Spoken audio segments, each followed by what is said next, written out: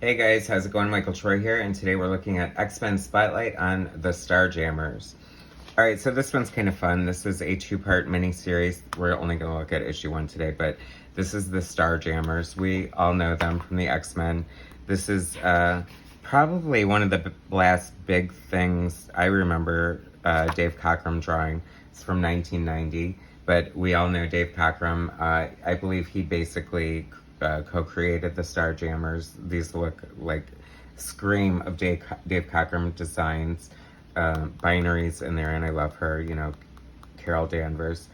But this is written by Terry Kavanagh, who was like the Excalibur Marvel Comics Presents editor, and then he became a writer, and just really wrote a lot of like X stuff. Mostly Excalibur. He did a couple of like special issues like this. And so we've got Terry Kavanagh writing, Dave Cockrum penciling, Jeff Albrecht inker, which is not the best inker for Dave Cockrum, as you will see.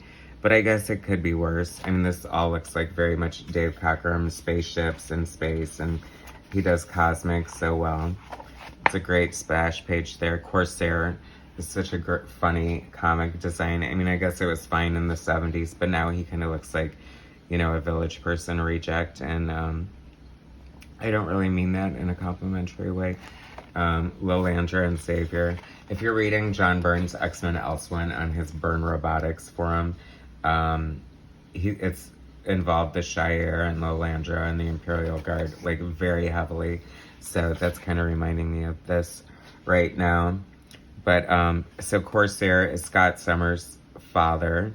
And then, of course, they have their brother Alex Summers, Havoc. And then the third Summers brother, which I believe they're revisiting that storyline soon in X-Men Legends, perhaps. But I don't know. This inking is just a little shoddy. Like, I never understood that. Like, Mark Renwald, editor, it's like, you've got frickin' Dave Cockrum drawing an X-Men related project in 1990, so it's a while after he's left the book, and this should be like a big special event, and you get like some mediocre inker. I guess I'm just spoiled. Like, I feel like Bob Wiacek did a good job inking Cockrum, and of course, nobody inked Cockrum like Cockrum inked himself. I feel like Cockrum gets a lot of the short end of the stick as far as the X-Men is concerned. I mean, he co-created them with Len Wein, and then, John Byrne and Chris Claremont took over, and they really got the glory. I mean, they did create magic together, but then Dave Cockrum was just sort of left floundering a little bit. And he did return to the X-Men after Byrne left, but it just wasn't as celebrated or the same. But, I mean, I have a lot of fondness for those issues. So, I mean, I feel like Dave Cockrum drew my very first issue of the X-Men, which was number 163 with Kitty on the cover in that Alien ripoff storyline they had going on, which I loved it because, like, the next issue was, like, Paul Smith on 165, I think, so that was very cool, or somewhere around there. Hepzibah. I've always loved the design of the Starjammers. I thought they were, like, fun. I mean, I don't think, like, space swashbucklers is really that popular of a market. I love that this is a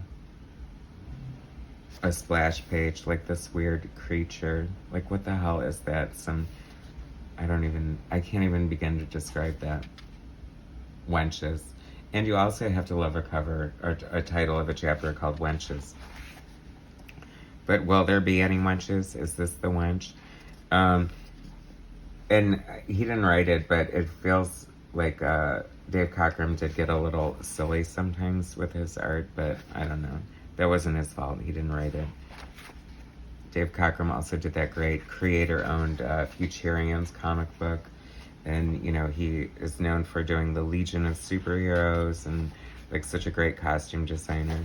It's funny because this is sort of like his go-to for women superhero comics costumes in the 70s and, like, 80s. That's very Miss Marvel, that's very Storm, with the sort of bathing suit and thigh-high boot sort of theme going on. But hey, bring it on. If you're gonna have a signature style, make it a good one.